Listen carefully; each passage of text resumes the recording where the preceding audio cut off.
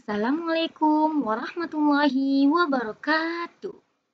Kembali lagi bersama Bu Rani Rasyida Sabrina di kelas 3, tema 1, subtema 4 pada pembelajaran 1. Nah, anak-anak, kita sudah sampai pada subtema keempat.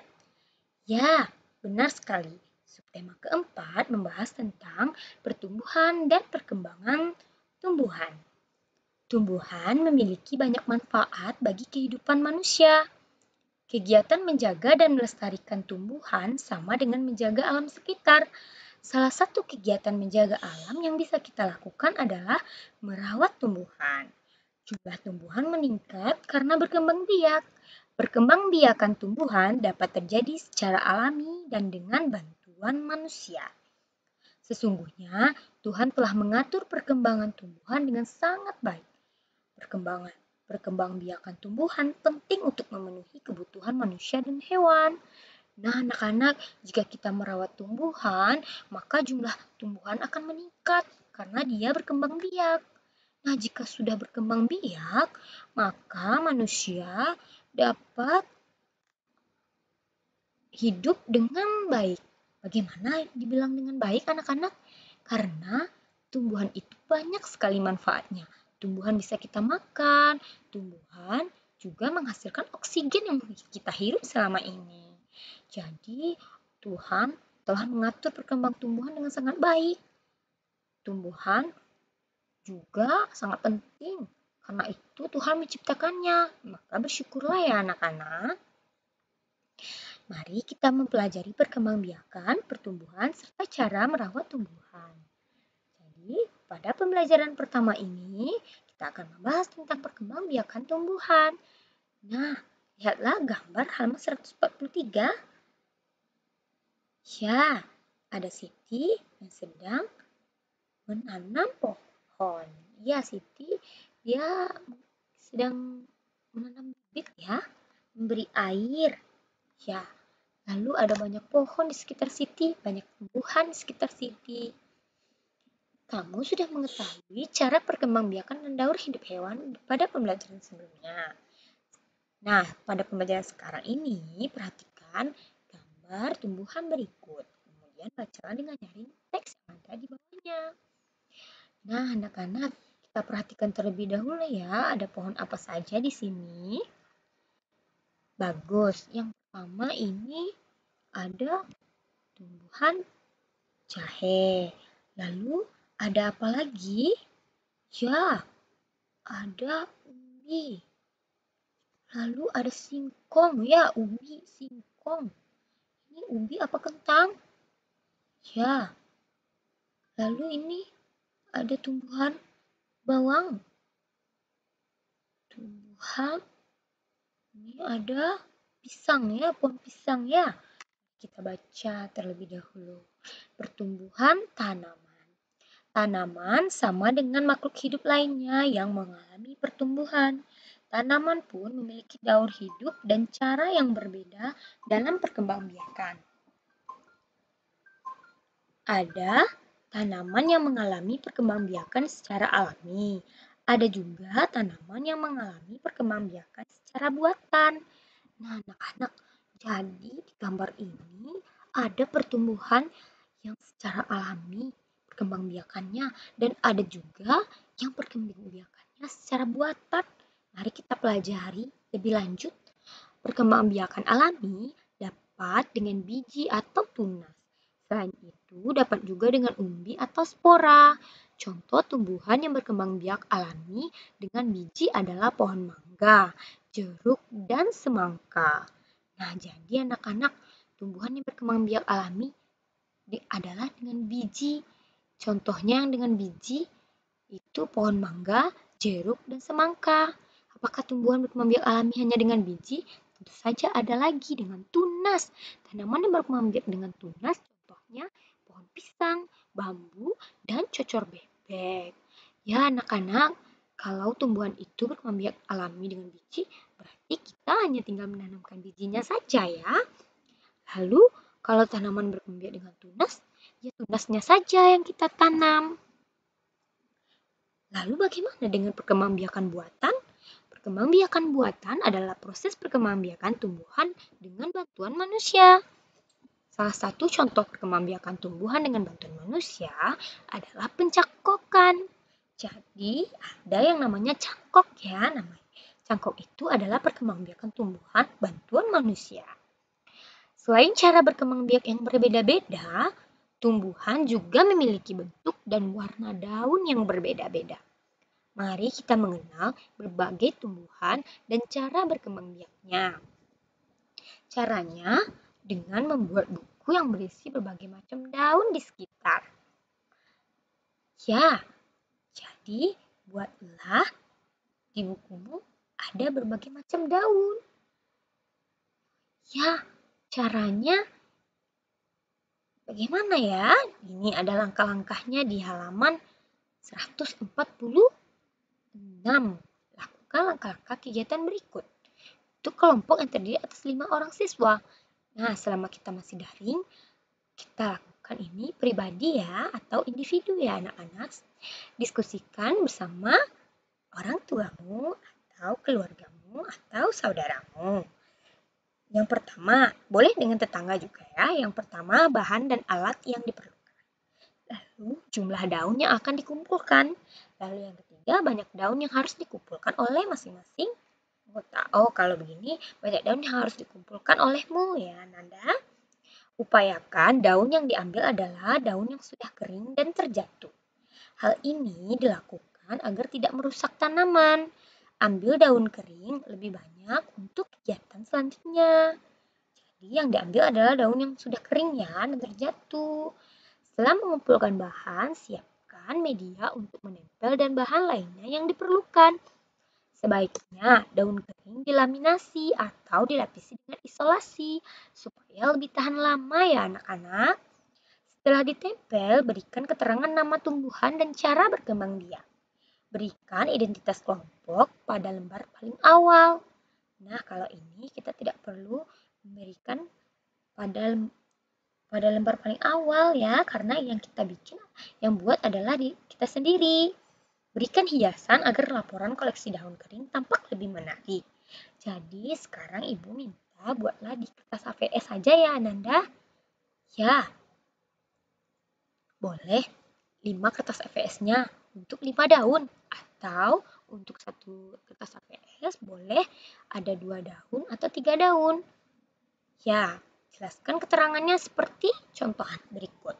Contoh hasil tempelan. Nomor 1, jenis daunnya. Seperti ini, kita tempel. Keterangannya, nama tanamannya pohon mangga. Cara berkembang biak dengan biji.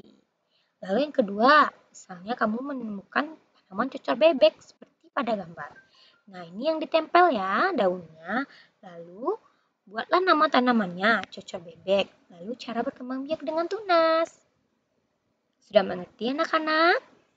Setelah kamu mengenal berbagai jenis tumbuhan dari pengamatan daun, selanjutnya lakukan kegiatan berikut. Oh iya, yang tadi hasil tempelannya Ibu minta jenis daunnya ada 5 ya anak-anak. Jika lebih boleh. Nah, ayo kita berkreasi. Daun kering dapat digunakan sebagai hiasan. Menghias gambar dengan tempelan daun kering disebut kerajinan mozaik. Nah, jadi anak-anak, kalau daun kering itu kita gunakan sebagai hiasan, nah kita tempel daun-daun kering itu namanya kerajinan mozaik ya. Ya. Selanjutnya, perhatikan langkah-langkah berikut untuk membuat kerajinan mozaik. Ambillah beberapa helai daun kering. Robek daun kering menggunakan tangan atau gunting. Jadi kita robek daun kering itu ya anak-anak. Lalu kita tempelkan potongan daun tersebut pada gambar berikut ini. Nah, contoh buat gambar terlebih dahulu ya. Ini ada gambar bunga. Lalu ditempelkan daun-daun itu.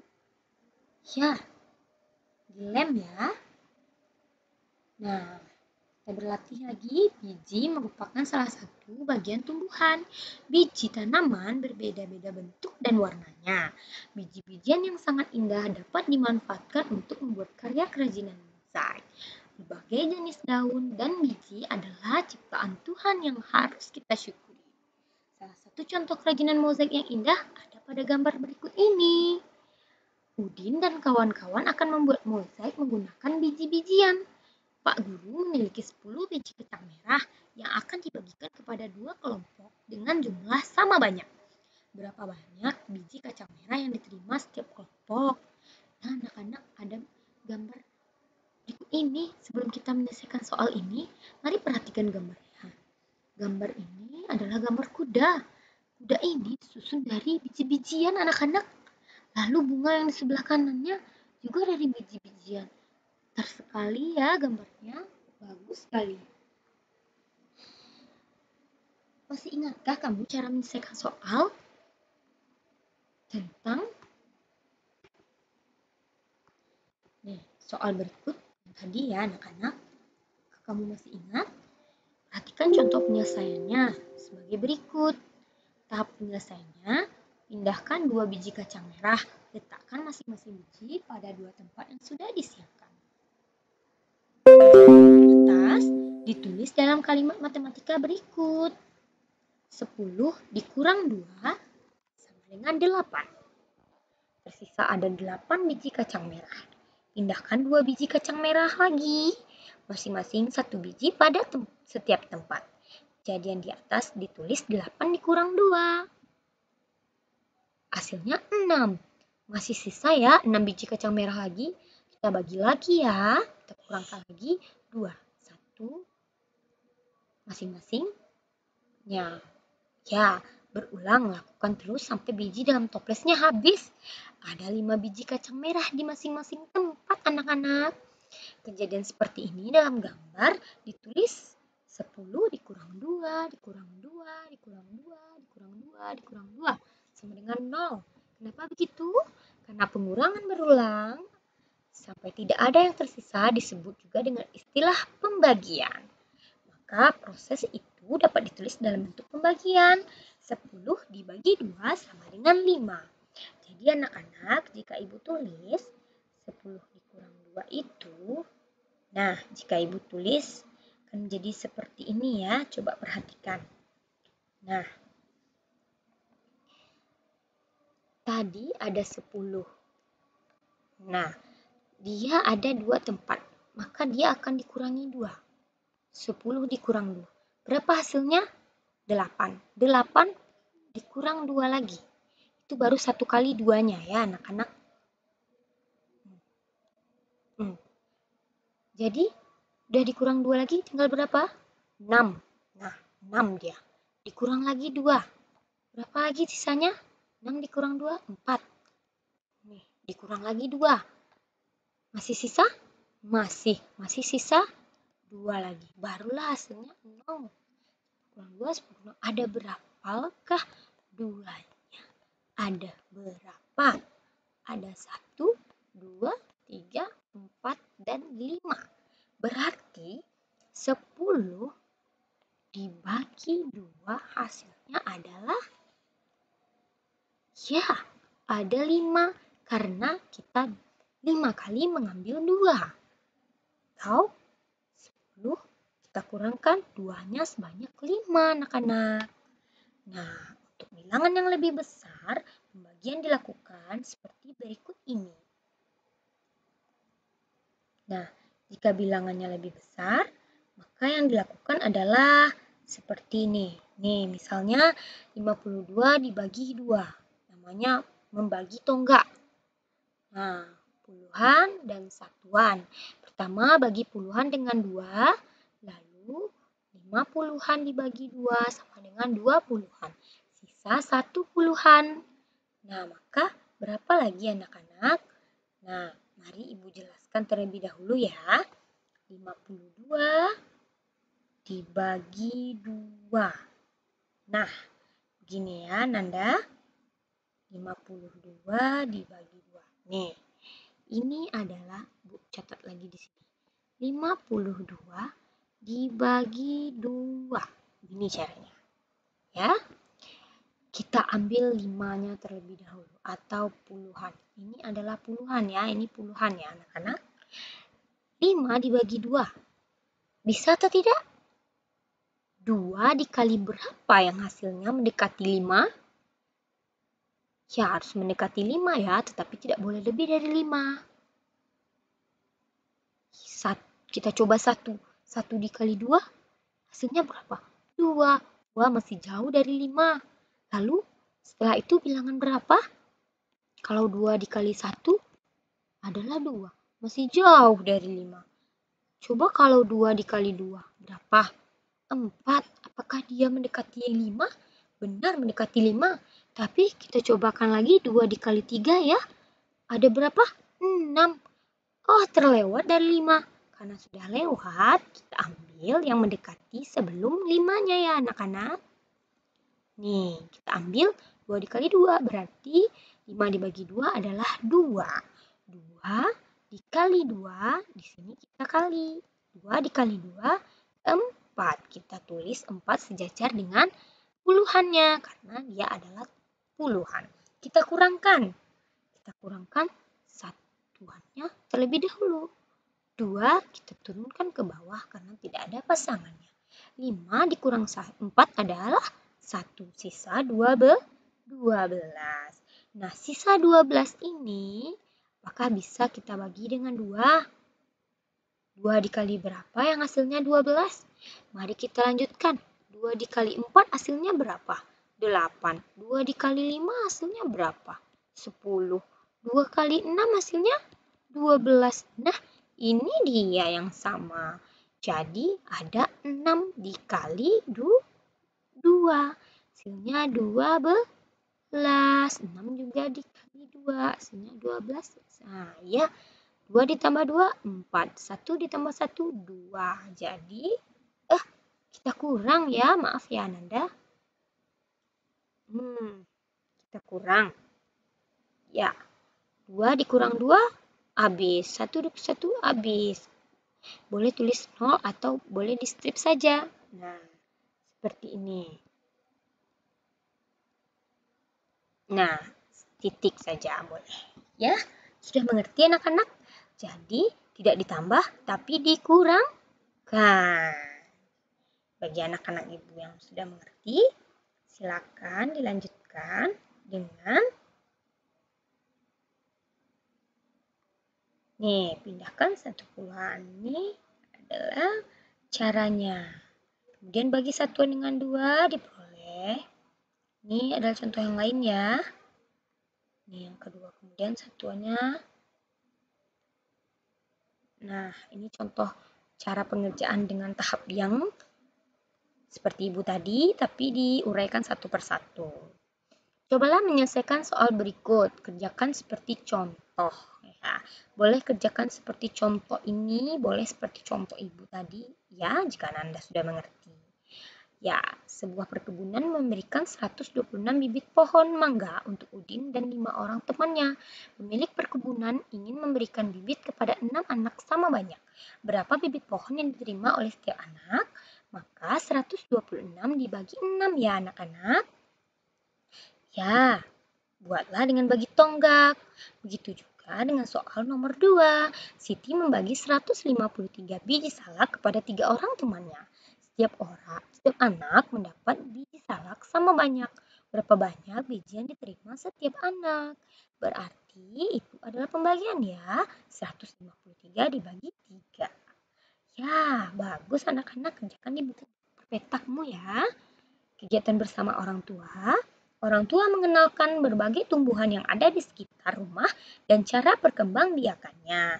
Jadi, Mama dan Papa, kita kenalkan kepada anak kita berbagai tumbuhan yang ada di sekitar rumah ya dan cara perkembangbiakannya. Sekian pembelajaran kita pada hari ini. Semoga anak ibu mendapat manfaatnya ya. Wassalamualaikum warahmatullahi wabarakatuh.